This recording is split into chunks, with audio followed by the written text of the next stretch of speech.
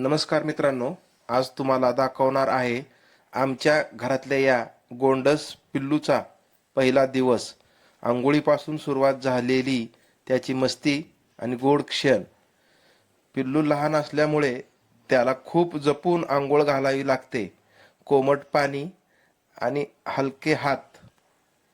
सुरुवातीला थोडं घाबरलेलं होतं, पण त्यानंतर त्यालाही मजा यायला लागली होती. ज्यावेळेस त्याला आम्ही बाहेर रस्त्यावरती बघितलं, त्यावेळेस तो खूप घाण झालेला होता आणि रस्त्यावरती इकडं तिकडं असं फिरत होता. तनुषने त्याला बघितलं आणि तनुषला खूप आवडलं ते कुत्रं. तनुष म्हणला की पप्पा त्याला आपण घरी घेऊन जाऊ. त्यानंतर आम्ही त्याला घरी घेऊन आल्यानंतर अशी आंघोळ घातली. आंघोळीला घेऊन जाण्याच्या अगोदर आम्हाला वाटलं नाही की एवढं शांत उभा राहून आंघोळ करेल.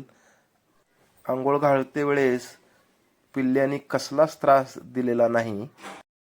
असं वाटतंय की तो खूप दिवसापासून आमच्या इथे आंघोळ करत आहे. मी कुत्र्याला आंघोळ घालते वेळेस तनुषला पण खूप छान वाटत होतं. पिल्लू मातीत पडून खूप घाण झालेलं होतं. त्याच्या अंगावरती खूप पिसा झालेल्या होत्या. प्राणी आपल्याला शब्दांनी नाही, पण त्यांच्या प्रेमाने खूप काही शिकवतात. त्यांची जबाबदारी घेणं हे आपलं कर्तव्य आहे. आंघोळीनंतर लगेच टॉवेलने नीट पुसून घेणं गरजेचं असतं, नाहीतर पिल्लू थंडीत आजारी पडू शकतं. टॉवेलमध्ये असं गुंडाळून ठेवल्यानंतर पिल्ल्याला छान झोप लागली.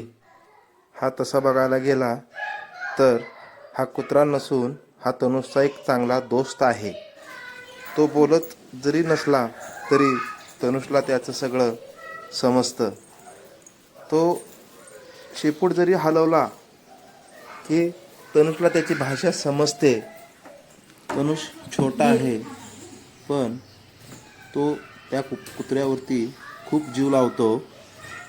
तनुषचा सगळ्यात बेस्ट फ्रेंड आता हा कुत्र्याचं पिल्लू झालेलं आहे.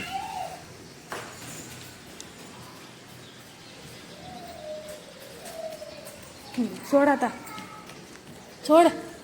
अरे सोड रे. हा